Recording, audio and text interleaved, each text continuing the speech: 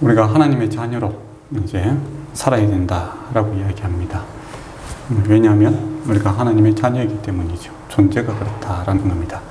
하나님의 자녀된 것은 은혜죠. 그리고 이 가치는 세상 어떤 것과도 바꿀 수 없는 절대적인 가치에 있습니다. 만약 우리가 하나님과 관계가 회복되지 않는다, 하나님의 자녀가 아니다 라면 결과는 끔찍한 일이죠. 바로 지옥과 또 지옥의 삶을 살아가는 겁니다. 이 세상에서 참 주님 없이 살아감으로써, 생명 없이 살아감으로써 뿌리가 잘린 그 꽃처럼 피어 있으나 점점 시들어져가는 그런 죽음의 맛을 이제 보고 가다가 결국에는 영원한 죽음을 맛보는 그런 비참한 삶이죠. 그런데 이 뿌리 없는 이생들에게 주께서 우리에게 뿌리가 되어주시고 또 영양 공급을 공급해 주심으로 꽃이 피게 되고 열매 맺게 되는 이 땅에서도 하나님의 그 생명을 공급받음으로써 절구할 수 있고 감사할 수 있고 또 천국이 너에게 이미 임하였다 이야기하지 않습니까? 그러니까 천국의 맛을 보면서 또 영원한 천국에 들어가는 그런 가치가 있는 것이 바로 우리가 하나님의 자녀된 것이다 라는 겁니다. 근데 이 가치를 너무 이제 소홀히 생각하면 곤란하다라는 것이죠. 근데 하나님의 자녀된 것을 왜 그리 가볍게 생각하는가? 사람들이 당신이 하나님의 자녀입니다. 하나님 그렇게 하면 사람들이 감동 받았네요. 그렇게 이렇게 가슴이 뜨거워지고 그래야 되는데 그러느니 그렇겠지 그렇게 생각하는 경향도 많습니다.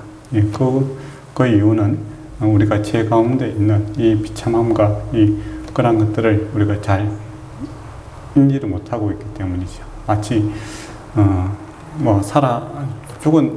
죽었는데 살아있는 이것을 죽어 있는 이 상태에 대해서 무감각해진 마음이 이렇게 잠들어 있는 그런 상태에 놓여 있기 때문입니다. 그래서 죽은 자나 잠드는 자나 이게 잘 구별이 안 되는 그런 삶을 사니까 우리가 자는 건지 죽은 건지 구별 못하고 그렇게 살아가는 경우가 많은데 이때 우리가 깨어나면 살아있다는 것이 얼마나 귀한가를 알게 되죠. 우리 감각이 살아나고 뭔가를 보게 되고 듣게 되고 좋은 것들 먹게 되고 또 좋은 것을 듣게 되고 좋은 것을 보게 될 때 사는 것이 좋다 그렇게 생각이 들지 않겠습니까?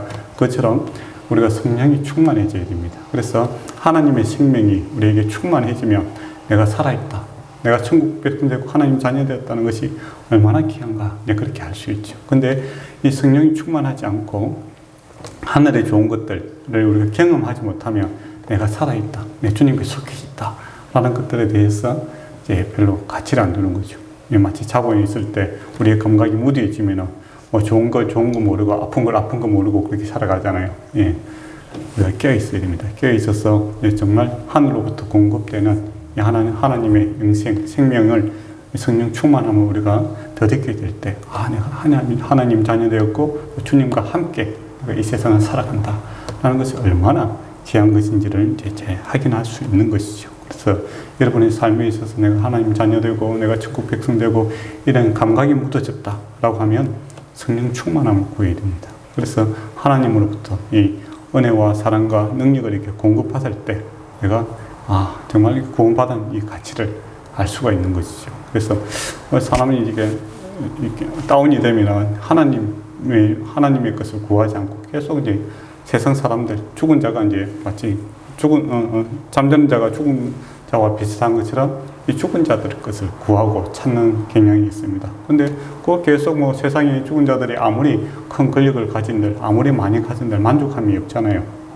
계속 목말하는 겁니다. 마치 바닷물을 마시면 더욱더 갈증이 생기는 것처럼 권력에 목마른 자들은 권력을 가지도 계속 목말라하고 또 돈을 가지도 돈에 대해서 목말라하는 그런 때 우리가 이제 잠들어 있는 자들이 깨어서 죽은 자들의 것을 추구하면 이거 답이 안 나오는 거예요. 똑같습니다. 그래서 내가 예수 믿는 게 이게 똑같지 않나 그런 생각이 점점 마음이 이렇게 무뎌지고 죽어가는 이렇게 무뎌지는 그런 상태가 놓이게 되는데 깨어나야 됩니다. 깨어나서 하늘의 것을 구해야 되죠. 주님을 구하고 성령 충만을 구하면 정말 세상에 감당치 못하는 이 은혜가 우리에게 임하고 기쁨이 임하고 또 세상을 이겨나갈 수 있는 힘이 거기서 이제 주어지는 것을 보게 됩니다. 그래서 정말 주님 한 분 외에는 답이 없고 또 주님 한 분만으로 내가 만족하고 감사한다 하는 새로운 세상에 줄 수 없는 감사와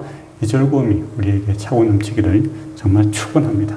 그는 찾고 구했어야 됩니다. 주님께서 찾고 구하라고 했거든요.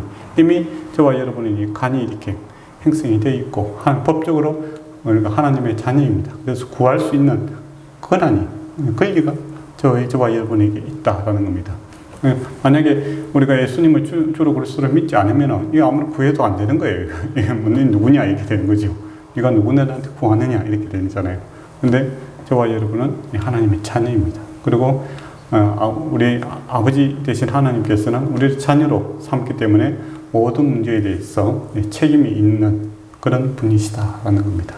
그리고 그분이 적극적으로 우리의 사랑함으로 닮기를 원하신다는 겁니다. 자녀들이 부모 닮지요. 그게 당연한 거 아닙니까? 부모 안 닮으면 이상한 거죠. 그러면 부모 닮는 것이 뭐냐? 하나님 닮는 것이 뭐냐? 하나님 본받는 것이 뭐냐라고 했을 때 2절에 보면 그리스도께서 그리스도 이야기를 합니다. 예수님을 보면은 하나님이 어떤 분이시고 우리가 어떻게 살아야 되는가, 주님이라면 어떻게 하실까를 알 수 있다라는 것이죠. 그리스도께서 너희를 사랑한 것 같이 너희도 사랑 가운데 행하라. 즉 하나님 닮는 것이 뭐냐? 하나님 자녀답게 하나님 닮아가는 것이 뭐냐라고 했을 때 사랑하는 것이다 라는 겁니다. 하나님은 사랑이시다 라고 이야기하지 않습니까? 근데 그러면 사랑이 뭐냐? 사람에 대한 또 오해가 많지 않습니까?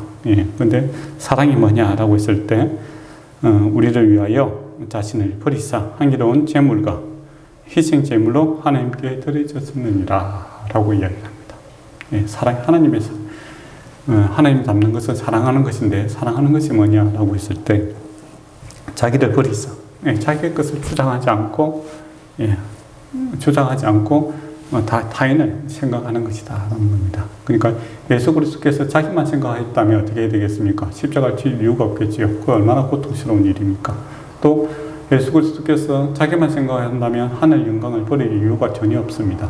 그러나 저와 여러분을 주고 있는 이 인생들을 생명을 주시고 또 주님께서 그 누리는 이 천국의 영광을 함께 누리게 하기 위해서 우리를 위해서 주께서 영광을 버리시고 또 우리가 지하되는 이 감당치 못하는 이 죄를 주께서 자기를 버리심으로 이 문제를 해결했지 않습니까? 그래서 주님 닮는 것이 뭐냐라고 했을 때 나 중심이 아니라 타인 중심으로 생각하는 거다라는 겁니다. 그러면 사람끼리만 잘 지내면 됩니까? 그렇게 생각할 수도 있는데 그게 아니죠. 반영성은 항상 어디에 있습니까? 향기로운 제물과 또 하나님께 드려졌다 이야기합니다. 하나님의 기준을 맞춰야 된다라는 겁니다. 그러니까 사람 비유 맞추고 그 사람이 좋으면 다가 아니라 우리가 너도 하나님께서 기뻐하시는 그런 삶을 살아가기 위해서 서로 희생하고 헌신하는 것이다 라는 것이죠.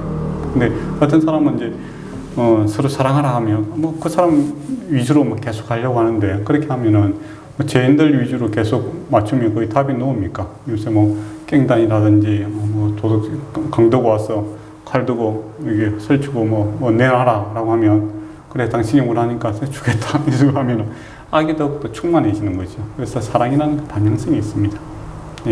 무조건 이렇게 내 희생이 아니라 반영성이 있는 희생과 헌신이다 라는 겁니다.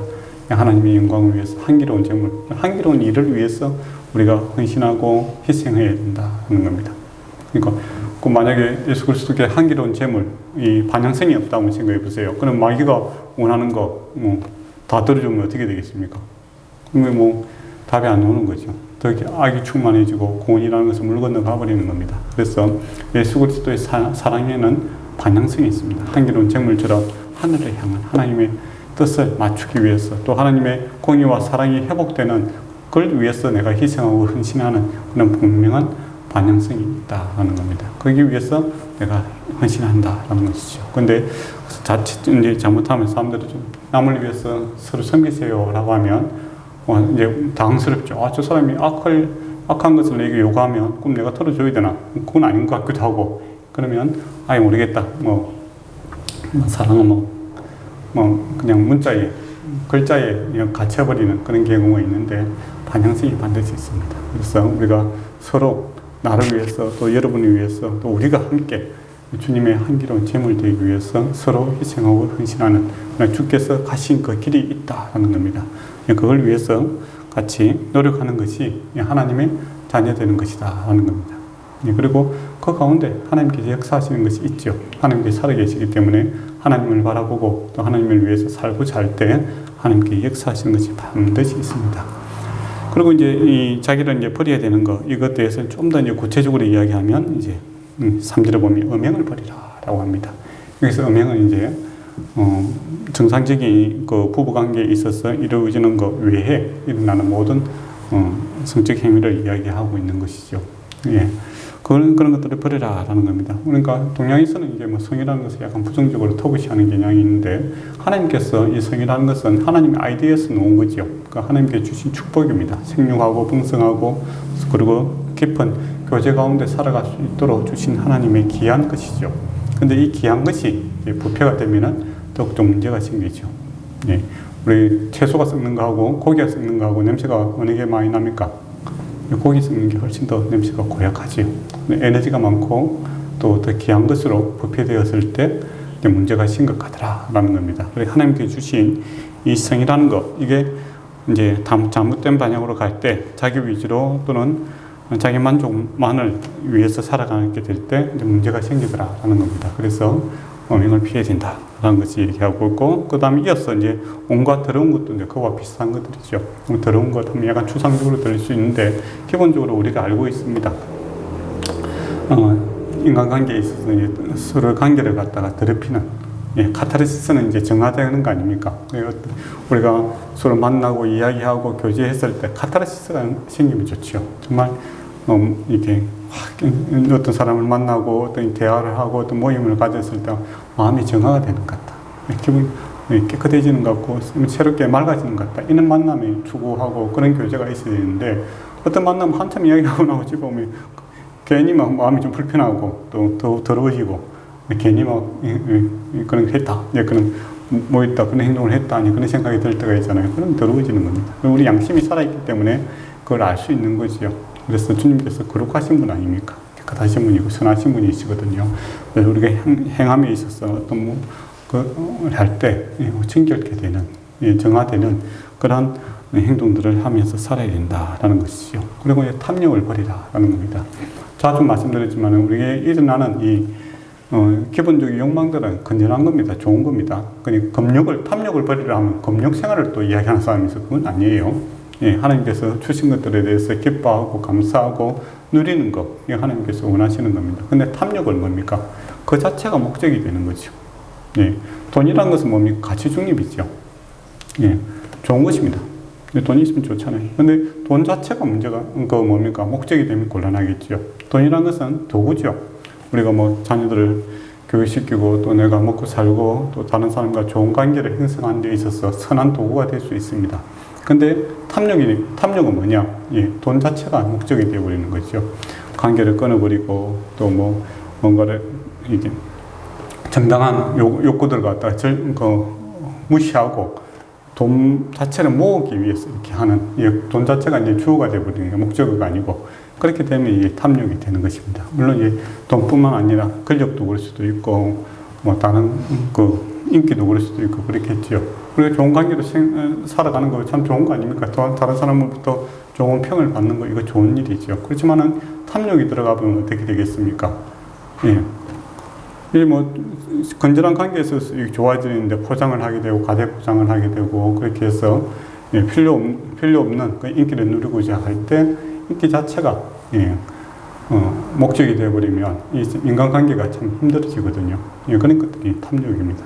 그래서 우리에게 주신, 하나님께서 주신 이 건전한 이 욕구들을 우리가 하나님께 채우시고 또 그것을 누리고 그것을 감사하고 또 나누는 것, 이거 하나님께서 정말 기뻐하는 그런 삶의 한 행태인데, 이 죄라는 것이 들어오고 탐욕이 들어오면 그 자체가 목적이 되어버리면 곤란하다는 것이죠. 그런 것들을 버려야 된다는 겁니다. 그리고 너희 중에는 그 이름조차도 부르지 말라, 그렇게 이야기를 하고 있죠. 정말 하나님께서 싫어하시는 일이다. 그런 걸 반향 자체가 아예 추구하지 말아라라는 겁니다.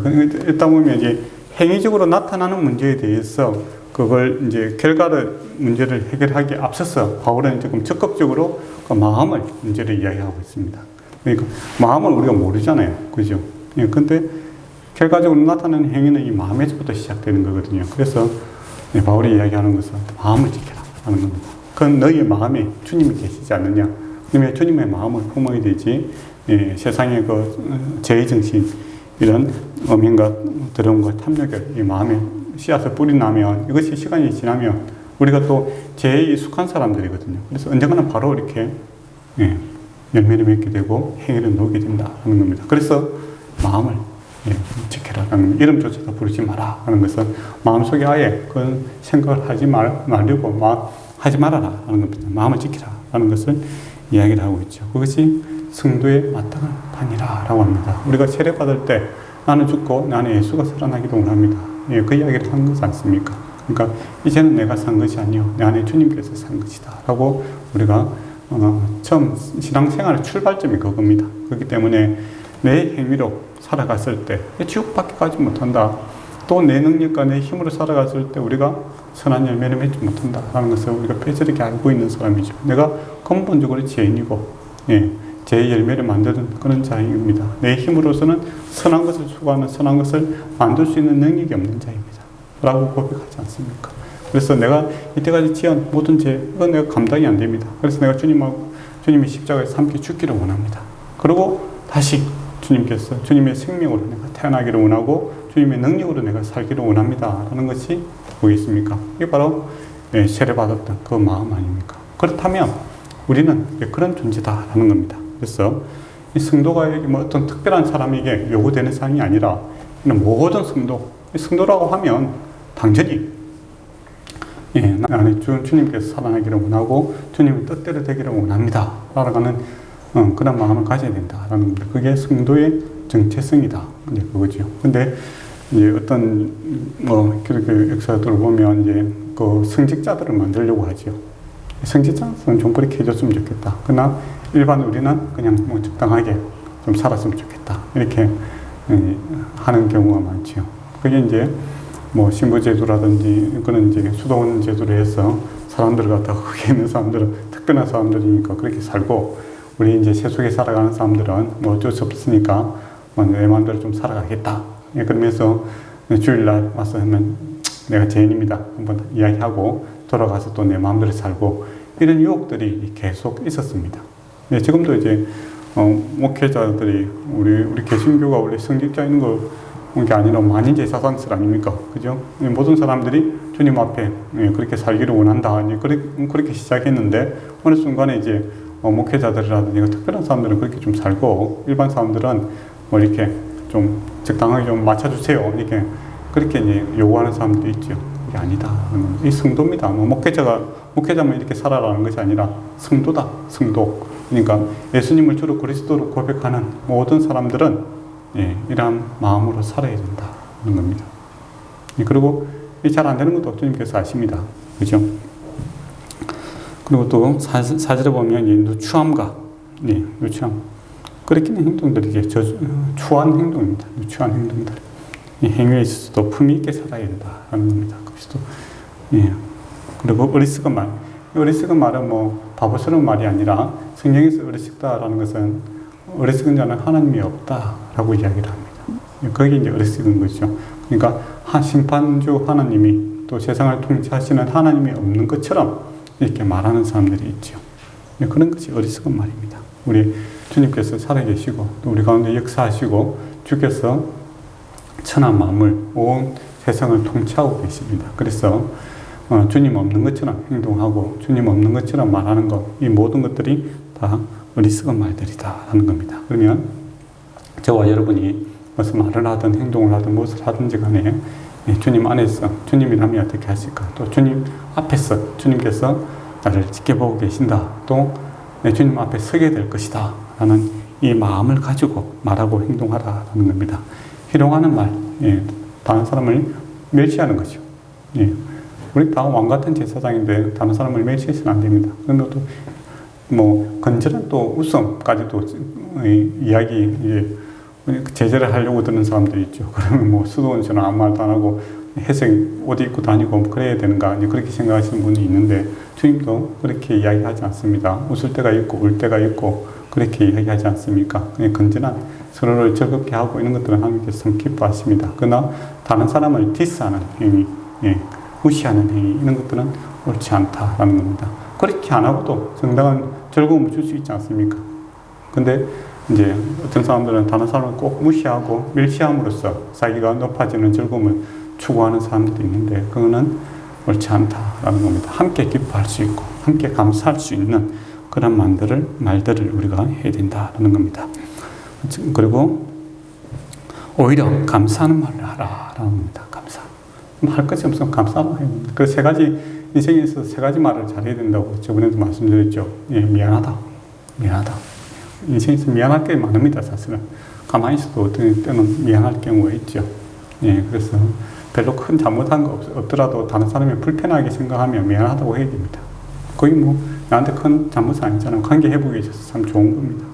그래서 미안하다는 말을 잘하고 또 주님 앞에서도 미안하다 이게 핵이 아닙니까? 주님 앞에 자주 찾아오셔서 내가 주님 닮지 못함에 부족함에 대해서 겸손하게 회개하고 이런 것을 참 감사하지요. 그 다음에 감사하다.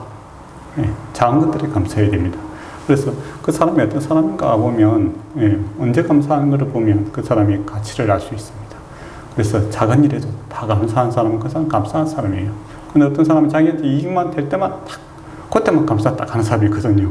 그런 사람은 좀 사실은 그 세상에서는 이제 손절 대상이다 그렇게 이야기를 하더라고요. 그렇지 않죠. 우리가 작은 마음씀에도 감사하고 또 같이 함께 함에도 감사하고 모든 일에 감사가 입에 늘 붙어 있는 사람이 참 귀한 사람입니다. 근데 어떤 사람은 자기한테 큰 유익이 될 때, 뭐 어떤 자본주의사니까 자기한테 돈이 될 때만 감사하는 사람이 있죠. 그건 백화점 감사죠. 우리가 뭐 사러 갈 때 손님 오면 뭐 사면 감사하다 그러잖아요. 뭐 내한테 유익이 될 때 감사. 이거는 인간관계가 아니죠. 이거는 뭐 서로 상호관계에서 나오는 감사가 아니라 인간관계에서 마음 써줌에 있어서 만남에 대한 이런 감사들이 있어야 되고 그 다음에 또 사랑한다 말을 자주 해야 되죠. 사랑한다. 그 말뿐이네 이게 아니라 이 사랑한다는 것은 참 귀한 말입니다. 그래서 사랑한다는 말이 또 입에서 마음에서 자주 나오게 될 때 사랑이 되는 거죠. 근데 옛날에는 우리 유교적 사고에서 깊이 있을 때는 사랑한다는 말은 언제 합니까? 죽을 때 이야기하죠. 죽을 때. 괜히 재혼도 못하게끔 손잡고 사랑한다 해놓고 지는 가쁘고 그렇게 하는 있는데 말을 해야 되나? 라고 하는데 사랑은 말을 해야 됩니다. 주님께서 사랑하기 때문에 표현되지 않습니까? 말씀이 육신이 되어 우리에게 와서 역사했죠. 주께서 마음만 있고 마음만 받아라 하면 아무도 구원 못 받습니다. 말씀이 육신이 되어 오셔서 우리의 사랑이 무엇인지를 분명하게 나타내시고 또 열매로서 보여주었지 않습니까? 그래서 저와 여러분이 서로 사랑하는 사람들로서 말하고 표현하는 일에 있어서도 적극적인 그런 사람들이 되었으면 좋겠습니다. 그리고 5절에 보면 너희도 정녕 이것을 알거니와 서로 알고 있다는 겁니다. 뭘 알고냐라고 있어요. 음행하는 자나 더러운 자나 탐하는 자나 곧 우상 숭배하는 자는 다 그리스도와 하나님 나라의 기업을 얻지 못하니라. 이거 심각한 이야기죠. 천국 못 간다 이야기를 이야기합니다. 그러면 가슴이 뜨끔하겠죠. 이게 뭐 속하지 않은 사람이 있을까요? 음행한다라고 했을 때 이 뭐 행동뿐만 아니라 주께서 뭐랍니까? 마음으로 그렇게 생각한 것도 음이다 그렇게 이야기하지 않습니까? 더러운 것 우리가 뭐 살아가면서 손에 한 번씩 뭐 때도 묻히게 되고 또 그렇게 하죠. 또 마음으로도 탐심도 있고 그렇지 않습니까? 그럼 다 천국 못 가는가? 그게 아니죠. 이게 지속성을 이야기하는 겁니다. 그러니까 계속 그것만 쫓고 가면은 안 된다는 것이죠. 우리가 앞에서 이제 하지 마라라는 건 뭡니까? 이 교인들한테 이야기하거든요. 그러니까 교인들 중에서 그런 사람들이 있다라는 겁니다. 성도들 중에서 이 죄에서 무너지고 넘어지는 사람들이 있다라는 것이죠. 근데 이건 연약함 때문에 생기는 거죠. 하나님을 향해서 나아가고자 하나 연약함으로 우리가 넘어지는 거, 이 주님께서 아시는 겁니다. 그래서 계속 돌이키고 회개하라라는 것이죠. 근데 여기서 말하는 건 뭡니까? 아무도 돌이키지 않고 계속 그 길로 추구하고 살아가는 거, 그것이 옳은 것이냐, 이렇게 계속 추구하고 살아가는 것은 천국 가지 못한다라는 겁니다. 그래서 현대 이제 교회, 현대 교회에서 이제 가장 이슈가 되는 문제들이 뭐냐라고 했을 때 구원받은 사람들의 삶이 어떻게 되어야 되는가, 거기에 대한 이야기들이 많습니다. 동성애 이야기가 많이 나오죠. 우리가 우리 이제 소도시니까 이제 그런 거는 잘 없는 건데, 대도시에서 목회하시는 경우에는 이제 그런 경우가 있어요. 예. 교인들 중에서 이제 그런 동성애자가 이제 교회 오는 경우가 있죠. 그 사람들은 이제 받아들여야 되나 말아야 되나, 이제 그런 이제 이슈들이 있습니다. 그리고 사회적으로도 보면 이 동성애에 대해서 어떻게 할 것이냐, 이제 그런 이야기도 있죠. 그래서 동성애를 이야기하시는 분은 이 역사적으로 된 일이다, 그런 역사성을 이야기하죠. 동양이나 서양이나 역사가 뿌리 깊습니다, 사실은. 예, 그러니까 이게 별로 문제가 안 된다, 이제 그런 식으로 이야기를 해요. 예.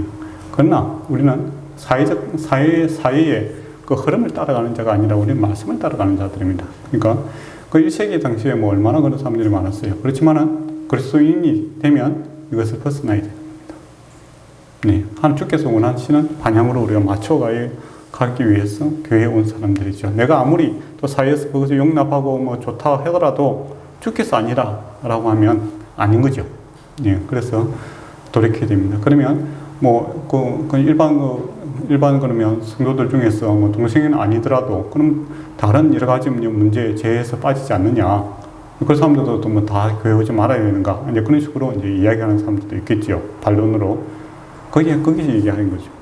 저와 여러분이 다 죄에 연약한 사람들입니다. 그럼 예수 믿고 나서 여러분 한 번도 나는 죄 안 짓다 라고 하는 사람들은, 예, 없겠죠. 있다고 하면 곤란한데.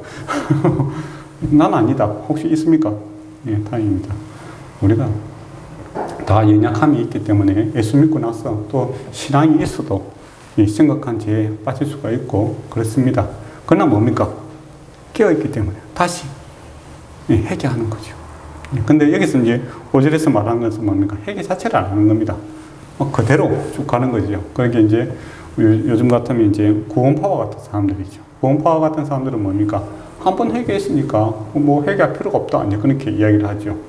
예, 그리고 다시 하나님 앞에 회개하는 것은 그 앞에 그 제사함 받은 것은 이제 받아들이지 않는 것이다, 이제 그렇게 극단적으로 이야기하는 사람들이 있습니다. 그게 아니다라는 것이죠.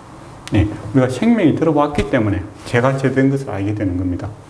생명이 들어오지 않으면, 우리가 생명이 없으면 죄가 죄인 줄 몰라요. 예, 그래서 세상에서 영화들 이런 거 보면 대표적인 이제 창세기에 나오는 라멕과 그 두 부인이 있지 않습니까? 거기서 힘자랑하고 하는 거 보면 딱 007가 생각나지 않습니까?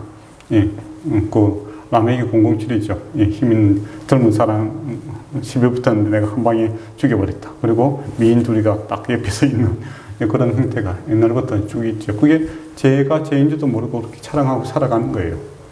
네, 근데 복음이 들어오고 생명이 들어오면 죄가 죄인 줄 압니다. 빛이 들어오면 어둠이 나타나게 되는 거죠. 그래서 저와 여러분이 예수 믿는 사람들이 이런 음행이라든지 또 우상숭배라든지 탐욕하는 거 이런 것들을 이야기할 때, 누추함 이런 거 할 때 다 한 번씩 마음이 찔려요. 안 찔리면 좀 이상한 거예요, 사실은. 왜냐하면 빛이 들어오기 때문에 우리 그런 게 있다. 아이고 나도 그래 진짜 회개하는 거죠. 매일 씻어내리는 겁니다. 그리고 정말 주님의 보혈 외에는 내가 답이 없구나 라는 것을 알고 반향을 계속 수정해서 가는 거죠. 우리가 달에 이렇게 인공위성 이렇게 보낼 때도 달 보고 직진으로 가는 게 아니라고 하잖아요. 같이 이렇게 도니까 달 따라서 이렇게 가서 만난다고 하지 않습니까? 그와 똑같은 거죠. 예. 우리가 주님 반향성이 중요한 겁니다. 예. 우리가 계속 이렇게 한 번씩 이렇게 자르는 우르는 이렇게 움직일 수 있는 거죠. 우리가 자르는 우르는 치우치지 않으면 좋은데 치우치지 말라라는 것은 뭡니까? 치우치는 사람이 있다라는 것을 전제를 하는 거죠. 그렇지 않습니까? 예, 이게 산에 보면 자연보호 찍어놨잖아요. 그러면 반대로 이야기하면 뭡니까? 자연보호 안 하는 사람이 많다는 거죠.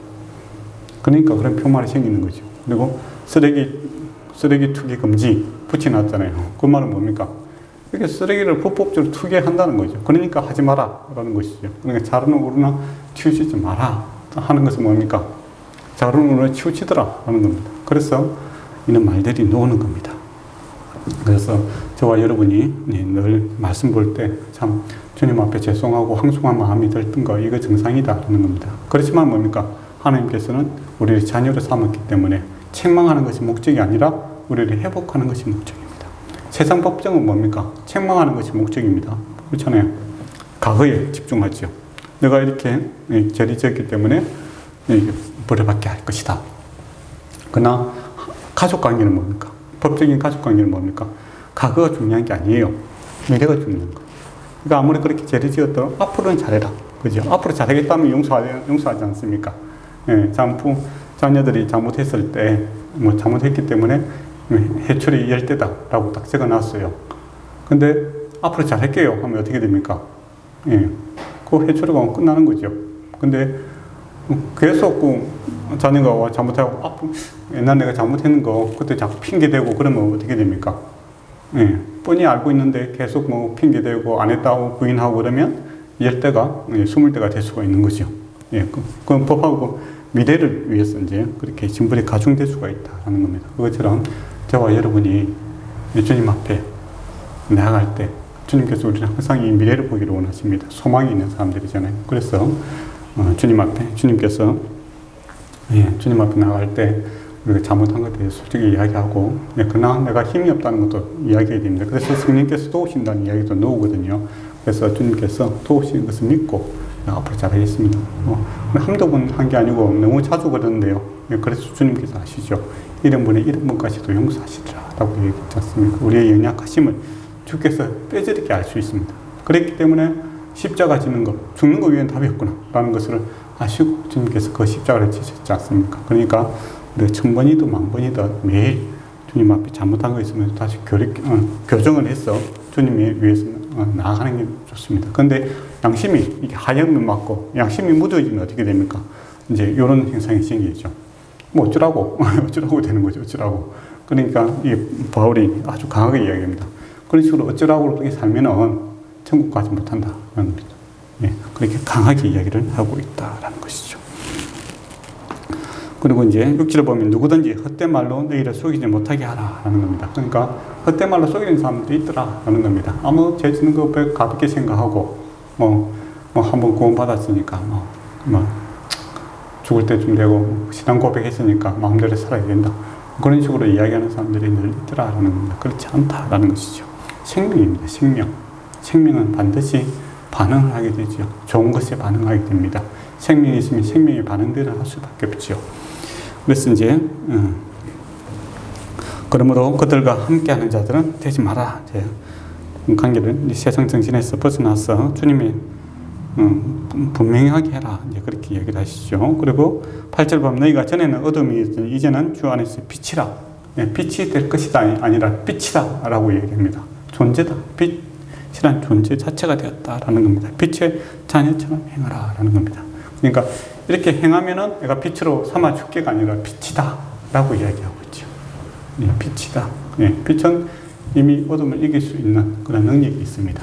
아무리 극함해도 성냥불 하나 켜면은 주위가 밝아지는 거죠. 물론 이제 큰 불로 켜면은 더 넓은 범위로 밝아지겠지만은, 작은 불은 그 영역 안에서 어쨌든 빛의 역할을 하게 되는 겁니다. 우리가 빛입니다. 저와 여러분이 빛이에요. 저분은 주에도 제가 말씀드렸지만은 이미 감옥에서 우리가 나온 사람이에요. 근데 감옥으로 계속 들어가려고 하는 자물쇠 놓을 수 있는데 스스로 포기해서 그 안에 갇혀 있는 사람들이 많다라는 겁니다. 아닙니다. 우리 이미 주께서 세상을 이기신 주님이 우리와 함께 하심으로 저와 여러분은 빛이다 라는 것을 아셔야 됩니다. 근데 여기서 이제 빛이 어떤 분도 있습니까? 이 모닥불 이런 분도 있고, 빛 중에서 어떤 빛이 있죠? 아주 강력한 빛, 레이저가 있죠. 레이저는 어떻게 합니까? 태워버리고 그렇게 하죠. 이런 빛은 아닙니다. 그러니까 어떤 사람이 빛이다 라고 하면 태우려고 들어요. 어떤 형제들은 이제 자매들은 옆에 있는 사람들 잘못한 거 있으면 정조중 해갖고 네가 이런 죄를 하면서 이렇게 비난하고 비판하고 그런 식으로 하고 태워 죽이려고 하는, 또 세상에 대해서 강력하게 이렇게 레이저 빔을 쏘는 이제 그런 행동을 하는 것이 자기가 빛으로 살아가는 것이다. 이제 그렇게 생각하시는 분들이 있는데 그게 아닙니다. 그냥 비판하고 비난하는 거죠. 그러면 이 극단주의자가 됨으로써 정말 이 빛이 이게 밝음을 주고 따뜻함을 주는 것이 아니라 더욱더 큰 화재를 일으켜서 분쟁을 일으키는 이제 그런 일들이 생기죠. 극단주의자 같은 경우에는 괜히 옛날에 그런 사람들 있잖아요. 지금도 오늘도 그 뉴스 보니까 레바논에서 이제 크리스찬하고 이렇게 이슬람하고 있는데 서로 뭐 총격전을 하고 그렇게 하죠. 그런 건 이제 자기들 레이즈가 되려고 하는 거죠. 옳지 않은 것에 대해서 자기가 빛이 뭡니까? 내가 주님께서 요구해서 어려운 삶, 진리의 삶, 진실한 삶을 삶으로써 예, 밝혀줌으로써 이게 이렇게 사는 것이 좋다, 옳다라는 것을 보여줌으로써 모범을 보여줌으로써 다른 사람을 부끄럽게 하고 나도 저 빛 안에 들어가고 싶어 이제 그렇게 만들고자 하는 거죠. 그게 빛이잖아요. 빛이 있으니까 좋잖아요. 밝고 또 겨울이니까 또 따뜻하고 좋잖아요. 그죠? 근데 레이저는 어떻습니까? 도움이 안 돼요. 뭐 파괴하는 데 목적이잖아요. 그죠? 그렇게 사용하면 안 된다라는 겁니다. 주께서 원하시는 빛은 바로 모범을 보이나라는 겁니다. 그러니까 세상 사람들 제 가운데 살아가는 거 그거는 뭐 어쩔 수 없어요. 그렇지만은 너희는 빛이기 때문에 어려운 삶을 살아라. 비난하지 말고 남들 비난하지 말고 타 종교에 대해서 비판하고 비난하려고 들지 말고 너희가 참 천국에 산다면 기쁨이 있다면 그 기쁨과 즐거움을 누리며 나눔에 살아라. 도움이 되라. 이거죠. 그렇게 해서 옳은 것이 나타남으로써 가짜가 드러나게끔 해야 되지. 막 레이저빔을 쏘고 다 태워버리고 그런 것은 아니다라는 것을 꼭 기억했으면 좋겠습니다. 그리고 10절 정말 중요한 말씀인데 주를 기쁘시게 하는 것이 무엇인지 시험하여 봐라 라고 합니다. 엄청난 도전적인 말입니다. 그렇지 않습니까? 시험해봤는데 뭐 아무것도 아니더라 이래 보면 신앙 다 떨어지잖아요. 근데 바울은 자신이 있는 겁니다. 하나님 말씀대로 살고자 하고 또 하나님의 그 빛으로 살고자 할 때 하나님께서 능히 도우시고 하나님 살아계시고 역사하시는 것들을 경험할 수 있다. 하나님 살아계시다는 거에서 계속 권한다는 말을 계속 쓰잖아요. 그래서 좀 더 적극적으로 시험하여 보라. 원래 하나님 시험하는 건 하나님 기뻐하시는 건 아닌데 그러니까 하도 안 믿으려고 하니까 하나님 살아계시는 건 안 계시는가 시험하여 봐라 라고 강력하게 이야기하는 거죠. 하나님께서 그것은 기뻐하십니다. 아예 그 사사 중에서도 아예 하나님을 시험하려고 들지 않죠. 하라고 했는데 아예 안 믿겠다는 거죠. 그러나 바울은 하나님 반드시 살아계시다라는 겁니다. 내가 빛이다. 빛과 소금이다. 그래서 하나님 말씀대로 살고자 하면 내버려 두지 않고 아버지 하나님께서 우리를 반드시 도우신다. 그것을 강력하게 이야기합니다. 그리고 열매 없는 어둠의 일에 편리하지 말고 도리에 책망하라. 우리 열매 있는 사람들입니다. 이 책망하라 한다고 해서 또 레이저 쏘면 안 됩니다. 그죠? 그리고 13절은 그러나 책망받은 모든 것은 빛으로 말미암아 드러나나니 드러나는 것만 빛이다 라는 겁니다. 그러니까 이 무슨 말입니까? 여러분이 빛을 비추면 어두운 것들이 드러나고 어두운 사람들이 빛을 보고 따로 모이고자 하는 그런 마음들이 생깁니다. 우리가 따뜻한 캠핑 같은 거 가면은 요새 풀멍이나 이런 거 많이 하던데 모닥불 피어나는 거 보고 있으면 따뜻하고 좋거든요. 그러면 자연적으로 그 앞에 모이게 돼 있어요. 사람들이 모이지 말라고 해도 거기서 모여서 이제 옥수수 먹고 그렇게 해요. 그런 역할을 해주기를 원하는 겁니다. 우리가 빛으로서 세상에 빛으로서 따뜻함을 제공하고 밝음을 제공함으로써 어둠에 있는 자들이 그것을 사모하게끔 주님께서 원하시는 거죠. 그런 역할을 우리가 해야 된다라는 겁니다. 14절에 그러므로 잠자는 자여, 우리가 죽은 자가 아닙니다. 잠자는 자하고 죽은 자하고 다르다고 했죠. 잠자는 자여 깨어라. 깨어서 죽은 자 가운데서 일어나라. 그리스도께서 너에게 비추십니다. 라고 이야기합니다. 주님께서 공급해 주십니다. 우리 성령 충만함을 우리가 입고 주님의 빛 되심을 반사함으로써 빛의 역할을 잘 감당함으로 참 세상에 살맛이 없고 참 옳은 것이 없다라고 기쁨이 없는 이 세상에 참 기쁨이 되어주기를 주께서 원하시고 또 참 냉랭하다. 그래서 왔는데 따뜻함을 제공하는 이제 그런 사람이 되기를 주께서 원하십니다. 그러나 내 힘으로는 감당하기 안 되죠. 그렇게 하라라고 했을 때 당장 우리가 부담이 되지 않습니까? 내 힘으로 할 수 없는 겁니다. 그러나 주님의 빛을 우리가 많이 받아야 되겠죠. 그래서 주의 사랑을 받고 성령 충만한 가운데서 저와 여러분이 세상의 빛의 사명, 소금의 사명 잘 감당하기를 축원합니다. 기도하도록 하겠습니다. 아버지 하나님, 참으로 저희가 연약한 가운데 있습니다. 그러나 주님의 손 붙들기를 원하며 다시 일어나기를 원합니다. 우리가 잠자는 자에서 영혼이 깨어나서 주님을 향해서 달려가고자 하는 그런 마음들이 생기기를 원하며 성령 충만함을 인하여 우리 주님께서 공급하시는 하늘의 좋은 것들을 가득 채워지기를 원합니다. 그러나요 주님 주신 것들을 그저 받았으니 거둬 나눌 수 있는 그런 마음 허락하여 주시옵고, 하나님의 하늘의 좋은 것과 땅의 좋은 것들을 풍성히 나눔으로써 믿음의 공동체가 회복되게 하시고, 또 세상에서 빛과 소금의 역할을 잘 감당하게 하심으로 주님 앞에 향기로운 제물이 되게 하시고, 또 주님께 영광 돌리는 그런 삶 살아갈 수 있도록 은총을 베풀어 주시옵소서. 우리가 마음은 있으나 또 우리 형편이 어려울 때가 많습니다. 주께서 영육간의 복을 주심으로 능력 있는 삶을 살아갈 수 있도록 성령 충만함을 허락하여 주시옵소서. 예수님 이름으로 기도드리옵나이다. 아멘.